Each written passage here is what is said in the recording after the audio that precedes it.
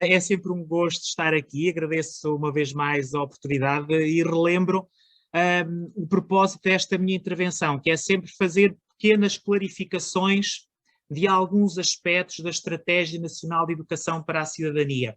No nosso contacto com as escolas vamos encontrar alguns pontos que geram maior dificuldade e, portanto, esta primeira, digamos, introdução ou clarificação tem mesmo esse objetivo de tentar ajudar quem está no terreno a perceber a razão daquilo que é pedido. Portanto, há aqui alguns aspectos que, de alguma forma, quase uma revisão do que já falámos antes. E sempre esta ideia de que, antes de existir uma Estratégia Nacional de Educação para a Cidadania, as escolas não viviam no deserto no que aos projetos de cidadania diz respeito. Longe disso. Nem sequer havia essa percepção de que as escolas não estivessem a fazer, muito pelo contrário. Sabíamos que existiam muitos projetos de educação para a cidadania. Qual é que era o problema e que muitas vezes em alguns locais isso ainda acontece? Era conferir sustentabilidade a esses projetos. Era que esses projetos não ficassem dependentes do professor A, B ou C. E o que a estratégia prevê é exatamente que aqueles projetos que são estruturantes para um agrupamento ou para uma escola não agrupada não fiquem dependentes de alguns professores. Integrem efetivamente a cultura de escola e sejam assumidos por toda a comunidade como projetos estruturantes. E isso, obviamente, exige um trabalho que é esse trabalho de puzzle, de montar o puzzle, de colocar as peças todas no local correto. Para se conseguir atingir essa sustentabilidade e conseguir que a estratégia seja incorporada na cultura da escola, é necessário que se peguem em todas as peças que existem na escola, todos os projetos que existem na escola, no fundo fazer uma radiografia local e tentar perceber onde, em que espaço é que nós vamos colocar as peças. E o ponto de partida são sempre os três grandes documentos estruturantes no que diz respeito a esta área que aqui falamos. Em primeiro lugar, obviamente, o projeto educativo, mas também a estratégia de educação para a cidadania, e é bom recordar que a estratégia de educação para a cidadania do agrupamento ou da escola não agrupada é um documento estruturante. E, obviamente, o plano anual de atividade. Tudo aquilo que eu vou aqui dizer tem que ter sempre presente uma articulação entre estes três documentos. E, desculpem, ok. Lembrar que aqui tem muita, ou melhor, é fundamental o papel do coordenador da estratégia. Individualmente, em equipa, quando as escolas conseguiram construir uma equipa de apoio à implementação da estratégia, aqui depende muito de como é que as coisas estão a funcionar nas escolas. Mas, seja o coordenador, seja a equipa, o primeiro passo será sempre identificar todos os projetos que estão a ser desenvolvidos na escola, de todas as áreas, em todos os anos, perceber o que é que está a ser feito. No segundo momento, fazer o cruzamento entre todos estes projetos e os domínios de educação para a cidadania. Nesta fase, cada escola já tem a sua estratégia montada, já sabe em que ano é que vai trabalhar o domínio A, o domínio B ou o domínio C, ou colocando nomes, já sabem neste momento em que anos é que vão trabalhar a igualdade de género, que é o domínio que nos traz aqui hoje. Portanto, o que é que nós, na nossa escola, já temos que diz respeito à igualdade de género? Se eu tenho igualdade de género no 10º ano e a minha escola está, por exemplo, no Engenheiras por um Dia, que é um projeto que aqui vai ser apresentado, vamos então fazer esse cruzamento. Depois, negociar ajustes. E isto é muito importante, esta é uma fase central do processo. E vamos voltar a este exemplo do Engenheiras por um Dia. Se a estratégia da minha escola pressupõe o trabalho no domínio da igualdade de género no 10º ano, tem toda a lógica que eu trabalhe o projeto Engenheiras por um Dia com os meus alunos do 10º ano, sempre na lógica que também temos vindo aqui a falar, que o que a estratégia prevê não é que as pessoas, que as escolas tenham mais trabalho, é que organizem o trabalho de uma outra forma. Portanto, não se pretende ter aqui mais um projeto, mas é um projeto que dê resposta ao domínio que está definido para aquele ano de escolaridade. E isto é muito importante. E esta articulação é muito importante, mas prevê exatamente que existam ajustes e que esses ajustes sejam negociados e que, para que tudo faça sentido.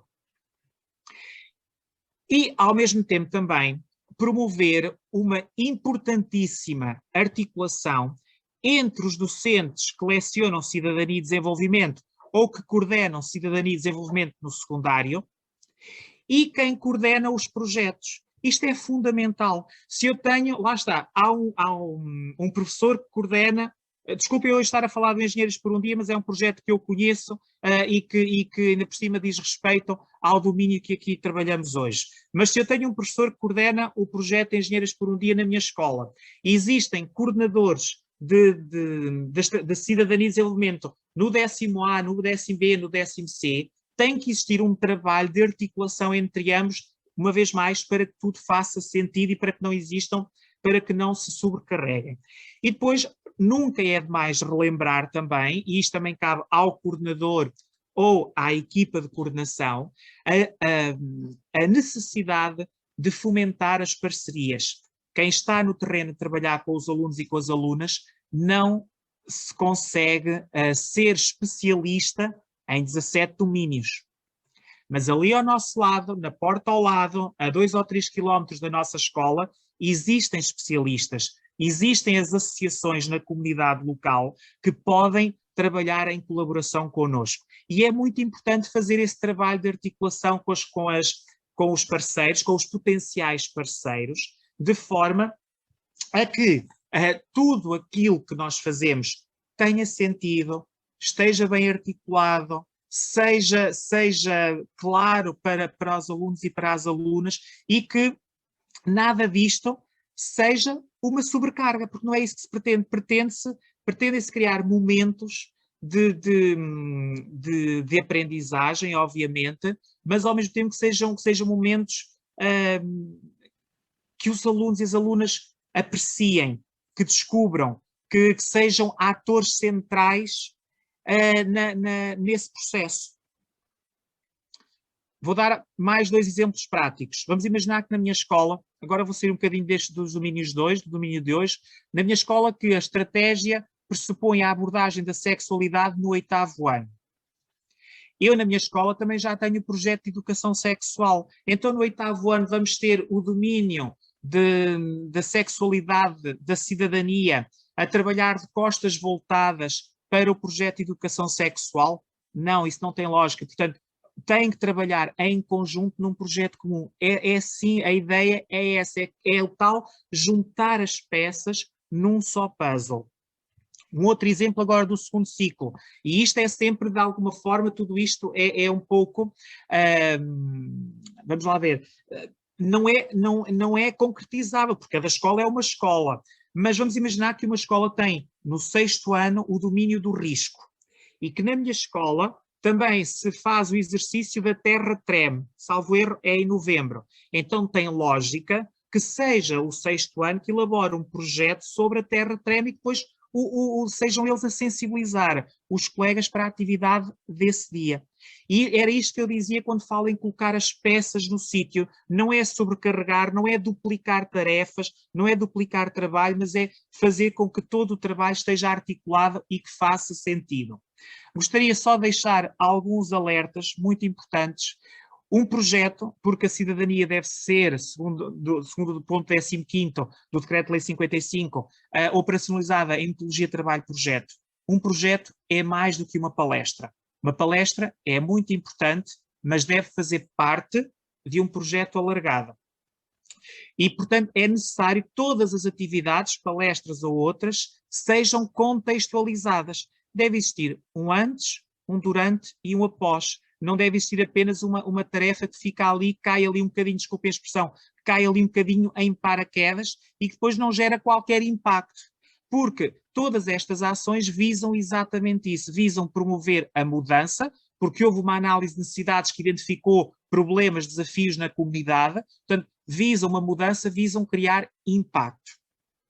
E ainda este alerta não é suficiente a articulação entre o coordenador da estratégia e os parceiros. Quando as parcerias são estabelecidas, é muito importante que o professor de Cidadania e Desenvolvimento também ele próprio articule com os parceiros e que saiba o que é que um parceiro vai fazer à sua sala de aula. Não é apenas abrir a porta para que o parceiro entre e depois vá embora e não exista o tal trabalho antes, durante e o depois. E aqui esta ideia também fundamental. Cada turma é única, com características próprias. Nós falamos muito da necessidade de envolver os alunos e as alunas em todas as etapas da metodologia trabalho-projeto, em todas as decisões. Se envolvemos os alunos em todas as decisões, é muito provável que os projetos que vamos fazer na turma A do 7º ano seja diferente dos projetos que vamos fazer na turma B do 7º ano. Seria uma grande coincidência se fosse tudo exatamente igual. Portanto, temos que dar espaço a essa diversidade das alunas e dos alunos.